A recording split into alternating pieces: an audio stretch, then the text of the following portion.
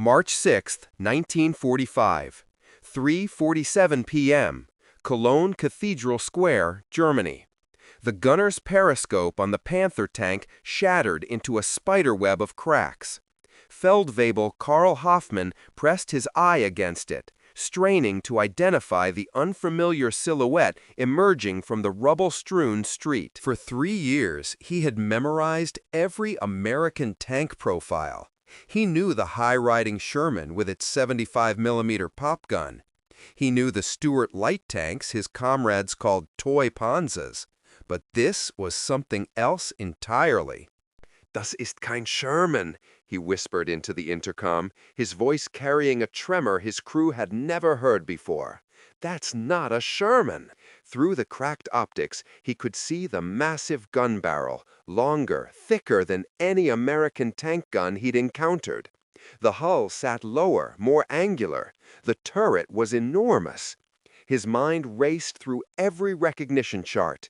Nothing matched. In exactly 18 seconds, Carl Hoffman and his crew would become among the first German tankers in history to discover that the Americans had finally built something that could kill them at any range, from any angle. To understand Hoffman's shock, you must first understand the ordinary world of the German heavy tank crew. The story of German tank superiority had been written in steel and blood ever since the Tiger I first rumbled into combat at Leningrad in August 1942. For 2.5 years, German heavy tank crews had operated machines that seemed to violate the fundamental rules of armored warfare. Their 100mm frontal armor made them virtually immune to standard Allied tank guns at normal combat ranges. This invulnerability was a simple, terrifying mathematical equation. The Tiger's legendary 88mm gun could destroy any Allied tank at ranges exceeding 2,000 meters. In stark contrast, the American M4 Sherman's 75mm M3 gun could only penetrate the Tiger's frontal armor at ranges under 100 meters, a suicidal distance. This technological superiority created a profound psychological advantage that was as powerful as the armor plate itself. Veterans described a feeling of invincibility, a mystical belief that their Tigers could not be beaten. This was the problem the Allies faced, a myth-like dominance that was about to be shattered. We return to that same street in Cologne, but this time from the American perspective. This is the crossing the threshold moment, the physical shattering of the German myth. At 15:20 hours, the Panther, commanded by Wilhelm Battlebohr, spotted the unfamiliar tank. Believing it to be an unusual Sherman, he ordered his gunner to engage at point-blank range. The Panther fired first. Its high-velocity 75mm round, a weapon that terrorized Allied crews, struck the Pershing's frontal armor. But instead of penetrating, the shot ricocheted upward in a shower of sparks. This was the first impossibility. The sound of that ricochet was the sound of the German advantage breaking. Battlebohr had exactly 3 seconds to process this before the return shot arrived. Inside the Pershing Eagle 7, Staff Sergeant Robert Early had already acquired the target. His gunner, Corporal Clarence Smoyer, centered the crosshairs on the Panther's mantlet and fired. The 90mm armor-piercing round crossed the distance in an instant. It struck the Panther's 100mm frontal armor, a plate that had deflected dozens of Sherman rounds in France and Belgium, and split it open. The shell punched through the turret face, and the Panther burst into flames as ammunition cooked off. What made this particular duel the ultimate breaking point?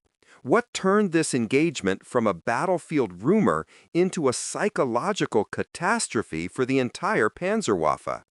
It was filmed. U.S. Signal Corps cameraman Jim Bates captured the entire brutal event, creating what would become the most documented tank duel of World War II. The footage is undeniable and shocking. It shows the Panther, the pride of the German army, bursting into flames as its ammunition cooked off. The film then shows the Pershing destroying another German tank nearby, just moments later. This film became the smoking gun. The existence of a new, superior American tank was no longer a panicked report that could be dismissed by high command.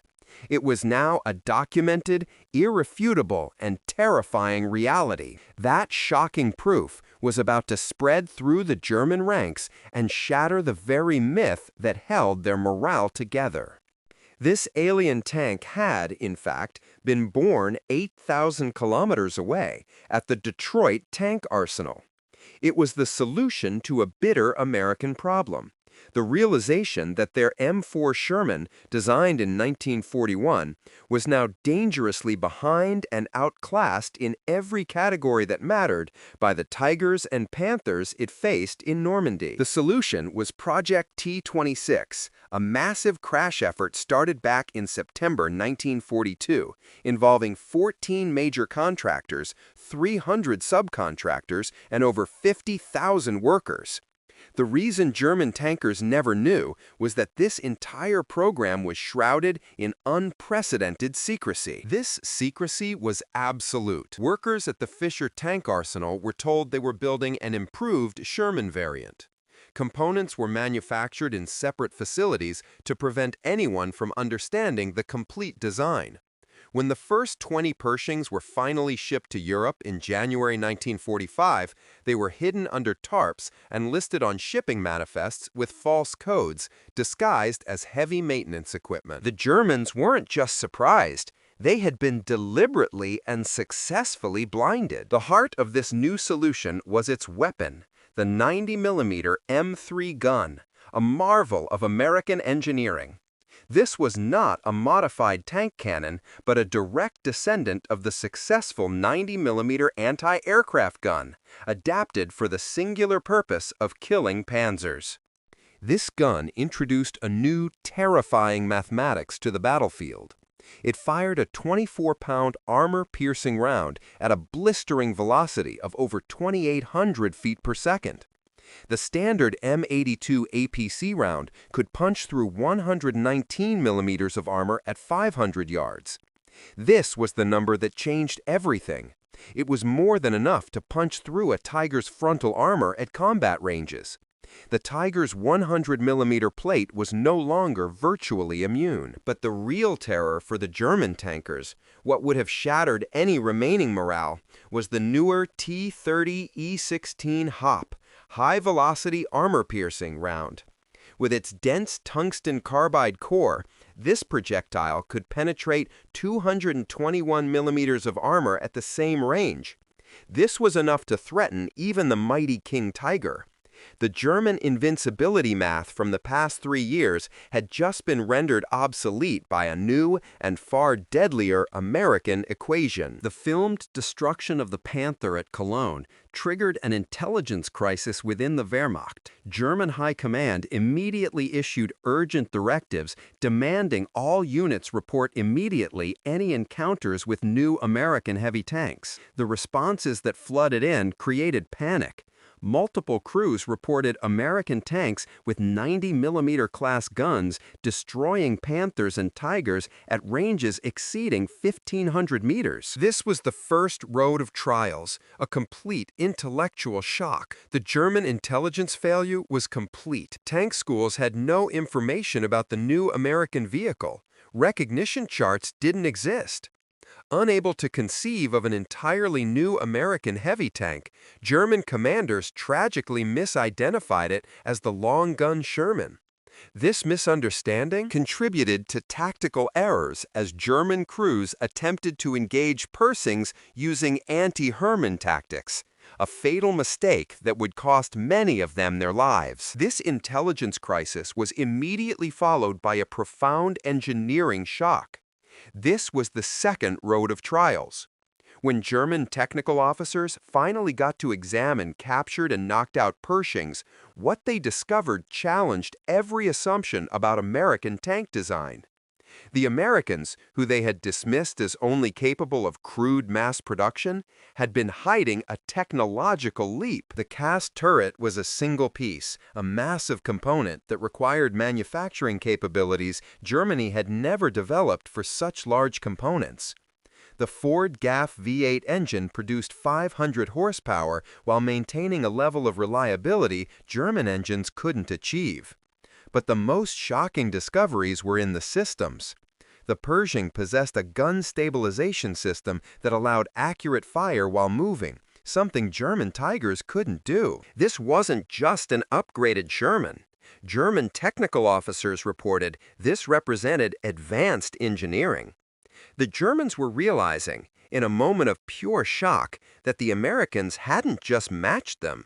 In key areas like mass casting, reliability, and fire on the move, they had potentially surpassed them. This was the third road of trials, an inspection that revealed details that were almost morally defeating. As German engineers and crews examined the Pershing's interior, they found it was spacious and ergonomic compared to the cramped, often brutal interiors of their own tanks. But the real shock was the engineering focused on crew survival. The Pershing included wet stowage systems for its ammunition, a design that suspended the rounds in a liquid-filled jacket to prevent catastrophic fires after a hit. This was a feature German tankers, who often died in burning Panthers, desperately needed but lacked. They found other details that showed this same attention to crew comfort that German designs had sacrificed: padded surfaces, interior lighting, and even an infantry telephone on the rear hull to allow infantry to communicate directly with tank crews.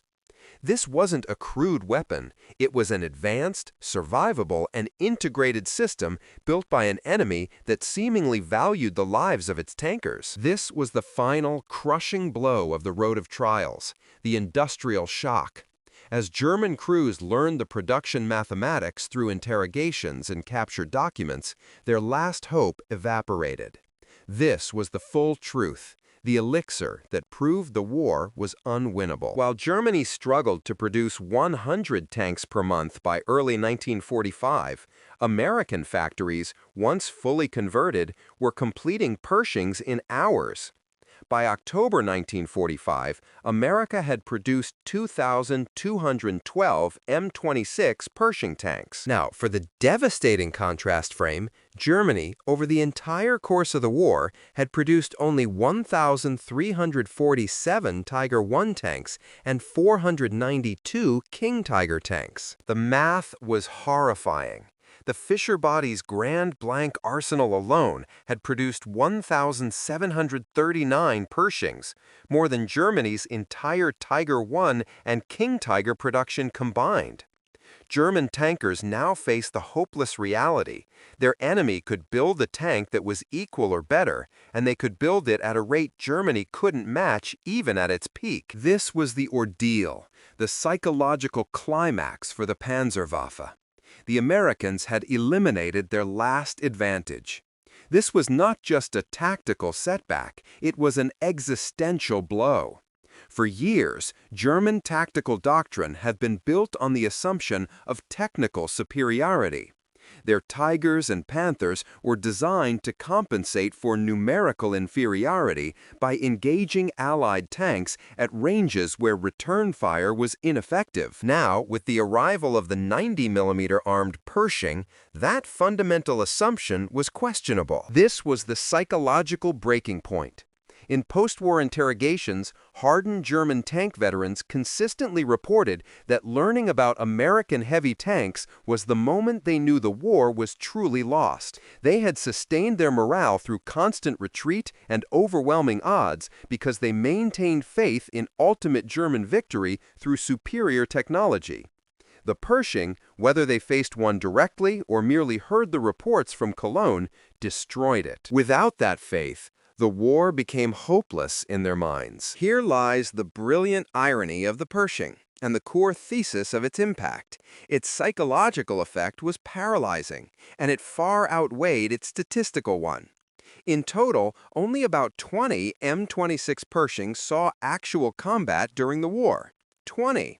But the fear of those 20 tanks did the work of 2,000. German tank crews, who had been accustomed to engaging Shermans with impunity, now approached every engagement with uncertainty. This was the new, paralyzing reality. At a distance, could they tell the difference? Was that a high-riding Sherman their 88mm could destroy with ease? Or was it the new, low-profile heavy tank whose 90mm gun could kill them? This hesitation paralyzed decision-making. German doctrine, built around achieving the crucial first shot, now faltered in that fatal moment of doubt. This uncertainty proved as effective as actual combat in neutralizing German armor. The mere rumor of Pershings in a sector could cause German armored units to withdraw, a psychological victory that 20 tanks alone could never have achieved physically. Here lies the brilliant irony of the Pershing and the core thesis of its impact. Its psychological effect was paralyzing, and it far outweighed its statistical one. In total, only about 20 M26 Pershings saw actual combat during the war. 20! But the fear of those 20 tanks did the work of 2,000. German tank crews, who had been accustomed to engaging Shermans with impunity, now approached every engagement with uncertainty. This was the new, paralyzing reality. At a distance, could they tell the difference? Was that a high-riding Sherman their 88mm could destroy with ease? Or was it the new, low-profile heavy tank whose 90mm gun could kill them? This hesitation paralyzed decision-making. German doctrine, built around achieving the crucial first shot, now faltered in that fatal moment of doubt. This uncertainty proved as effective as actual combat in neutralizing German armor. The mere rumor of Pershings in a sector could cause German armored units to withdraw, a psychological victory that 20 tanks alone could never have achieved physically. The psychological terror of the Pershing didn't just break morale, it began to physically dismantle the German armored corps from within. The proof was not in combat reports, but in maintenance logs. Suddenly, official reports from frontline units surged, citing catastrophic mechanical breakdowns across the Wehrmacht's elite Tiger and Panther battalions. When Allied recovery vehicles pushed forward, they discovered the truth. They found scores of abandoned panzers, engines cold, hatches open, but these weren't the blackened, burned-out hulks of a head-on battle. They found Tigers with empty fuel tanks. They found Panthers with thrown treads or loose tracks. These were minor problems, issues that veteran German crews would have routinely fixed weeks earlier, even under artillery fire. The hunters were now the hunted, and they were terrified. Crews who once fought with suicidal fanaticism now declared their vehicles irreparable at the first mechanical issue. The fear of the 90mm gun was so absolute that the most dreaded tank crews in the world were simply walking away from their machines, faking breakdowns to escape the front line. Nothing symbolized this psychological collapse more than the fate of the King Tiger. This was the pinnacle of German tank design, a 68-ton fortress of sloped steel that was, by all previous standards, essentially invulnerable from the front. It was the apex predator, the dragon of the battlefield. Yet by April 1945, combat reports noted that these behemoths were increasingly reluctant to engage. Why? It wasn't that Pershings were slaughtering them. It was the possibility. Word had spread about the Pershing's new HVAP rounds, hypervelocity shells, that gunners believed could threaten even their nigh impenetrable armor. The most powerful, most feared tank in the world was now paralyzed by uncertainty. The dragon was suddenly afraid of the dragon slayer. The mere presence of the Pershing on the battlefield was enough to neutralize a weapon that, on paper, should have been invincible. This was the final, tragic return in the German tanker's journey. The presence of the Pershing didn't just win battles, it accelerated the mass surrenders that ended the war. For the veteran Panzer crew, the psychological calculation became brutally simple. Fighting a column of Shermans offered a chance of survival. A skilled gunner could still hunt. But engaging the T-26 Pershing, a tank that was potentially equal, offered only death. U.S. Army intelligence officers, in their after-action reports, noted a stark reversal of previous patterns. For years, the fanatical panzer crews fought to the last man, long after the infantry had surrendered. Now, in the spring of 1945, it was the opposite. Hardened German tankers, the supposed chivalric knights of the Wehrmacht, were the first to raise the white flag, often surrendering before their own infantry. The warrior ethos had completely shattered, but the tactical collapse on the battlefield paled in comparison to the moral crisis it triggered. This went far beyond the fear of death. It struck at the very reason for the fight. For years, the German soldier, and especially the SS tanker, had been relentlessly indoctrinated with one unshakable truth. He was the product of a master race, fighting for a nation of technological and racial superiority. He was told the Americans were a decadent, mixed-blood nation of mongrel races, incapable of true innovation or a genuine warrior spirit. Their plentiful but pathetic Sherman tanks were held up as the perfect proof of this. And then came the Pershing. This single machine, this American machine, created a devastating cognitive dissonance that no amount of propaganda could fix. This logical poison was especially potent for the fanatical Waffen-SS crews, whose entire identity was built on this myth. If the mongrels could build a better tank, what else was a lie? The question was inescapable, whispered in disabled panzers and crowded bunkers. If they can build this, what does that say about our racial theories? This was the reward for their tragic hero's journey. The final, horrifying elixir was the realization that their entire worldview was hollow. Their sacrifice, their victories, their crimes, all of it was for a lie. The most devastating part, however, is the secret that German tank crews never learned during the war. The 90mm Pershing that had so completely shattered their morale was not the final word in American tank design. It was merely the beginning of the offensive. Even as regular T-26s were hunting Panthers in cities like Cologne, an upgraded variant, the T26E4 Super Pershing, was already in Europe and entering combat. It was armed with a new experimental high-velocity cannon designed specifically to kill a king tiger from over a mile away. But the Super Pershing itself was just a field modification. Back on the proving grounds in the United States, the true monsters were being unleashed. Prototypes for the T-29 heavy tank, mounting a 105mm gun, and the T-30 heavy tank, armed with a fortress-busting 155mm cannon, were already undergoing trials. American tank design hadn't just caught up to the Germans. It was accelerating past their capabilities, all while being backed by an industrial production advantage that Germany never possessed. The war was already over. The Germans just didn't know it yet. In the final accounting, the Pershing's victory was never about the arithmetic. It's a complex legacy. Of the 310 T-26 tanks that reached the European theater before the war ended, only about 20 ever saw significant combat. This tiny number makes any debate over specific kill ratio claims statistically meaningless. The Pershing's true impact cannot be measured in a simple ledger of kills versus losses. Its victory was profoundly psychological. What mattered was not how many Panthers or Tigers these 20 tanks actually destroyed.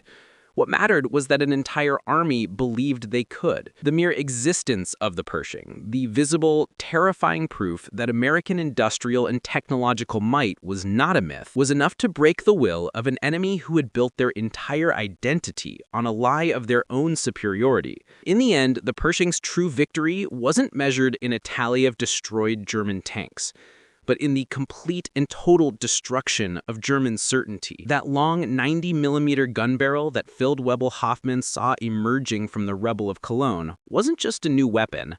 For the German tanker crews, it was the physical manifestation of the end of an era. It was the end of the hunt. German tankers never truly knew the Americans had fielded a gun capable of killing their Tigers and Panthers from any angle until the moment it spoke in combat. And in that fiery 18-second exchange, the foundational myth of German technological and racial invincibility died. The hunters became the hunted, and the psychological collapse that accelerated the end of the war in Europe had truly begun.